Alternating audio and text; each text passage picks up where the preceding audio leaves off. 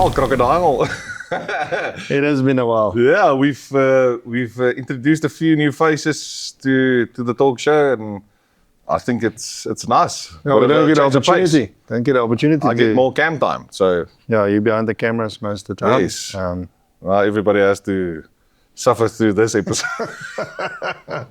Exactly. But I mean, this is where we started. So Yeah, well, we're still here in this phenomenal trophy room of Jensen Safaris. Thank you, Mr. Jensen, for allowing us to shoot a few episodes here. I mean, it's not every day you get an opportunity to sit amongst these phenomenal trophies. I mean, this is... yeah, now we get to shoot the animals as well, and for a lot less than he did.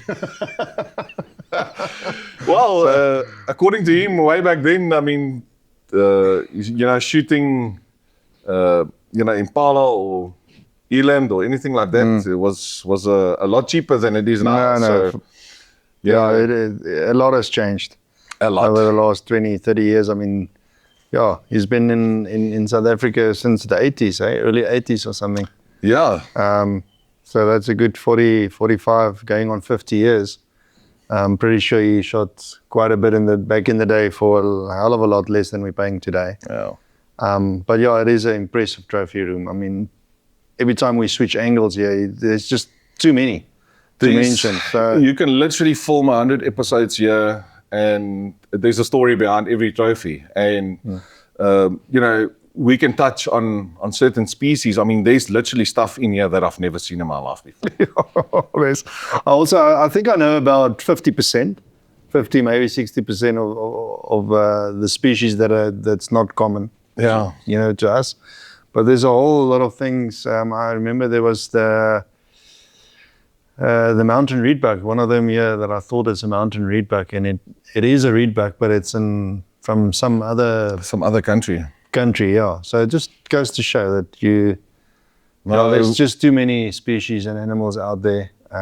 It just goes to show how awesome nature is and the outdoors, what the outdoors has to offer. Yeah. Talking of which, we in fishing season, so now what's the plans? Just looking at all these salmon and stuff on the wall here, and yes, some big salmon, eh? We around the corner, we're leaving on the 26th of December. We're going out to Loskop Dam on Boxing Day. Yeah, okay. We're leaving on Boxing Day, and we're gonna go for 3-4 days fishing safari. Properly testing out the Bokon Safari boat now. Okay. And on not local waters, so we're going to travel a bit. Okay. Yeah, that should be interesting. Yeah, and what's on the bucket list? The bream is coming out very, very nicely now. The guys are really catching proper 2.5 kilo bream, or kerper as we know it. There's a whole lot of different species of kerper, and so we're gonna definitely target that. We'll do a bit of bass fishing. So the plan is we'll do one day, just go take the wife and kids, and a couple of my cousin is going with us. Just do like a booze cruise in the afternoon, maybe, and we'll either do an afternoon session or a morning session. Then we'll go target bass, specifically just go all along the banks there and see if we can maybe catch one or two of those big fat bellies. Hopefully we can get some of that happening for us. And we'll give you some of the excess action cams we have. Yeah. And the 3-meter selfie stick. So that'll be great. So you can get some shorts for the channel. Yeah, we'll definitely do that. Carp fishing, obviously that's going to be at least 2 days. We'll just anchor up and look for a few nice spots. Yeah, do a bit of carp, do a bit of muddies that we're going to catch, barbel. That's the thing with Loskop. It's got such wide variety of species. Fish, yeah. I was about to ask, what size carp do you think you'll be able to? I think at Loskop it's definitely not like redekoppies or hardies that we used to. But I mean, a 4 kilo is a big carp in Loskop. There's some 7-8 kilos that do come out, but it's very rare. I reckon a 4 kilo, 4.5 kilo. If you look at the last 10 years, all the fishing comps that they had there, a 4.5 kilogram carp wins you the competition. Okay. To give you an idea, where you will not even rank in 100th place with a 4 kilogram carp in Artis, for instance. Yeah. What do you think is the reason for having the smaller fish there? There's been so many debates, Elmar. I think because there's definitely a chemical. Crocodiles, are there crocs? Yeah, there's massive crocs. So I think maybe that definitely has a part to play. I think it has a part to play, and then it might be all the mines and stuff around there. Maybe there's some, they speak about a mineral in the water. You know, but that being said, you would think that will obviously kill the fish or harm the fish, and that's not the case at all. I mean, Loskop Dam has probably got some of the most healthy fish around, and the population of fish. Maybe that's also the other thing, is there's just too many different varieties, and the bears maybe kill the numbers or hurt the numbers somewhat. Okay. But carp don't tend to get as big in Loskop as all these other dams. Yeah. What the reason behind that is way above our pay grade. We can maybe go. We can maybe. There'll be some scientists that will be able to give us a. If you have a little bit more knowledge and you know Loskop Dam, please drop a comment. Kindly give us a comment. Hit us up. But I mean, so fishing has just always been good. You can catch. It can be a difficult dam. But if the fish is really on, you catch lots of fish. So that's going to be our aim, is to see if we can just get some activity. I mean, Ilan, my boy, is also going with, and he's a avid fisherman. Yeah. So he'll be on the boat the whole day, trying with a bass rod and with a worm here and there with a bream. So it'll keep him nice and busy. Also no plants, so the dam is 100% clean. Yeah. We don't have that hyacinth problem and stuff as some of our other local dams have. So it's going to be a nice change of scenery, different environment, just take a few days, it's just our break, you know. And might as well fish while we're at it and see if we can get some nice ones on the boat. Yeah. You're going to take some of the worms with. How's the worm farm? The worm farm is coming along, actually becoming problematic now because... Is it? Yeah, so we obviously wanted to get 2, 3 and the 4th farm going. I think we've got like 8 farms now. And it just gets out of hand completely. I mean, there's no way to control them anymore. And then it's, they need new raw material. It's a proper full-day job, actually. Yeah. Because Ilan is also not interested anymore. There's now plenty of worms. So I think come December now, we'll probably get the boy to sell that off. And I mean, you can get some sideline business for sure. Yeah. I mean, there's a lot of anglers where you live. So sell them at the discounted rate. You've got so many. So I said to him, it's a nice little side hustle business for him. Because I'm at a point where we need to put the worms back in the garden or something. It's really becoming a full-time job. I mean, it's just to manage. It's hard to imagine how quick they actually do multiply. It's literally, you think every 3 months, the red wigglers are doing their thing and they multiply. So, I mean, if that happens 4 times a year, it makes sense that's why we've got so many farms. Well, they're obviously happy in the environment. You're obviously doing a good job with I think I'm very proud. With feeding them. Yeah, if we can do with the game on the farm, what we do with the worms. I was about to say. We definitely have a winning recipe. They like what we're feeding them, right? So now there's the worm farm. Now there's birds, and Ilan has now got his birds and... the fish tanks, that was another thing. I just built another fish tank now. So it's becoming a bit of a... Pets are coming into the frame now. Correct. For a place that's not allowed pets. So you can just imagine the admin we need to fight off. But I mean, that is what it is. Yeah, what's your plans over December? We now busy with the final episodes. Well, the final shoot for the UMC and post-production is in full swing. So we've got a lot of work to do. We need to launch the show mid-December.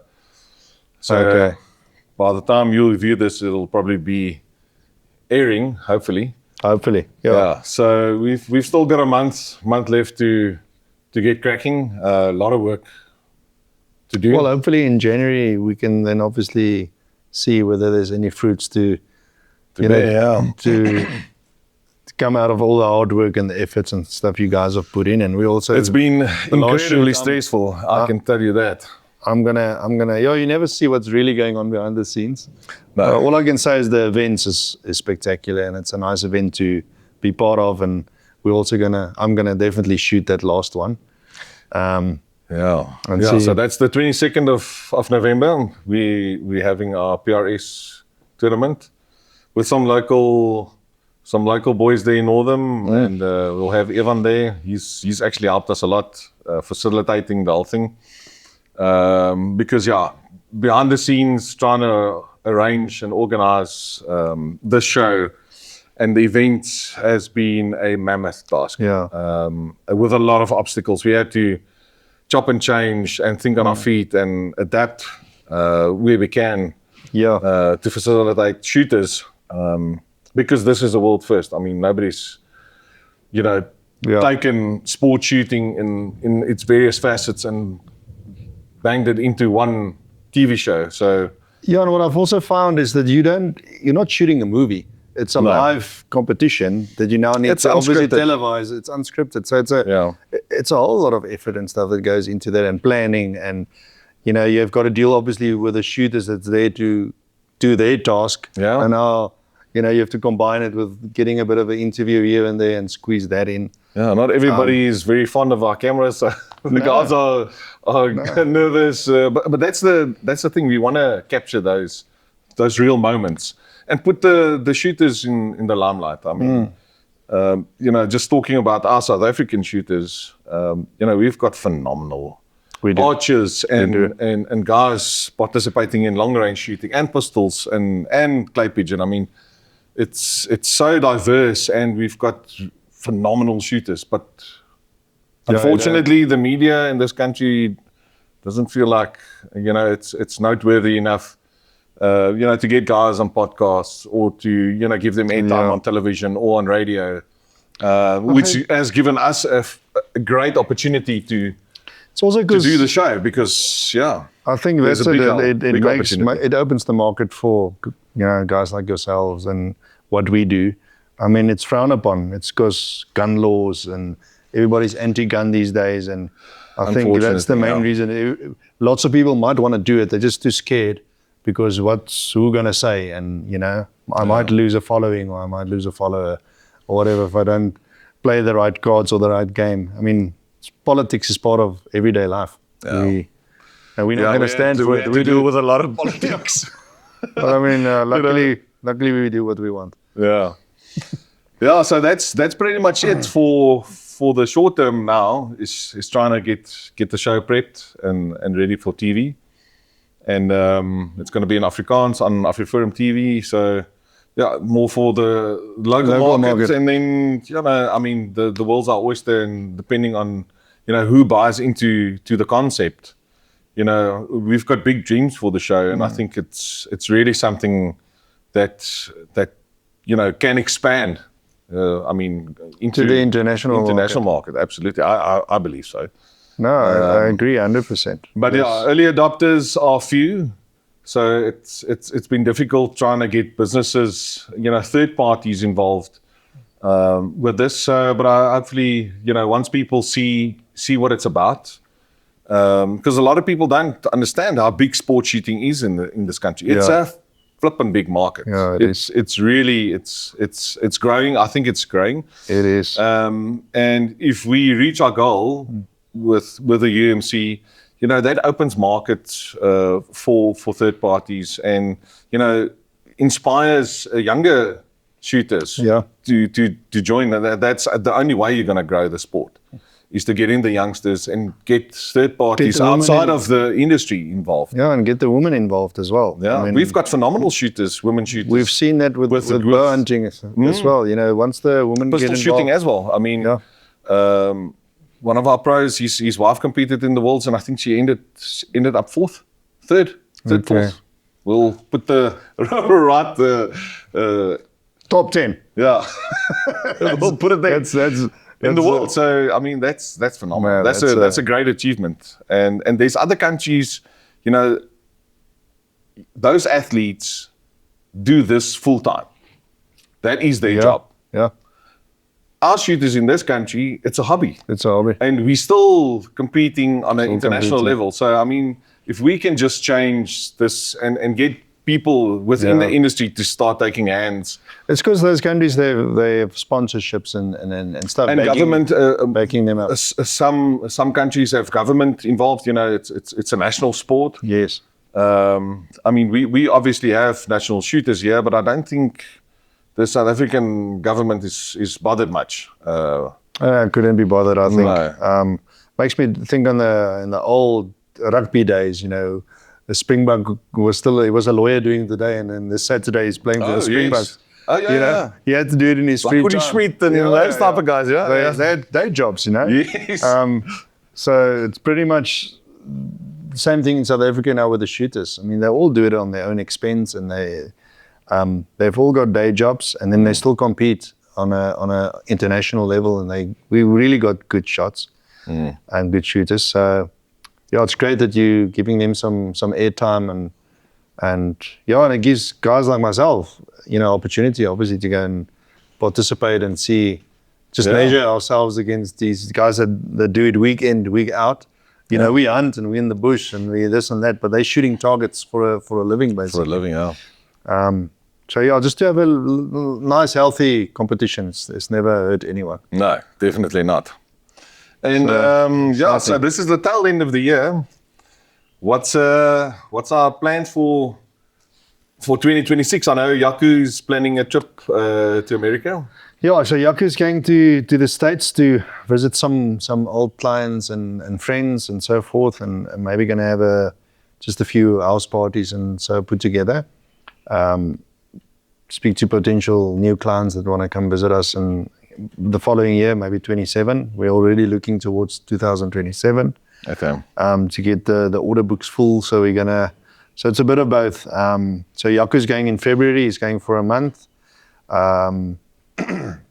Also, like Marco, we also had on the channel, they're all going to the States. We're going to, my wife and I want to plan for October next year. It's going to be our 10-year anniversary. Okay. So we thought, I've never been to the States personally. Plenty of friends down there. My wife's been a couple of times. I think this will be her third trip.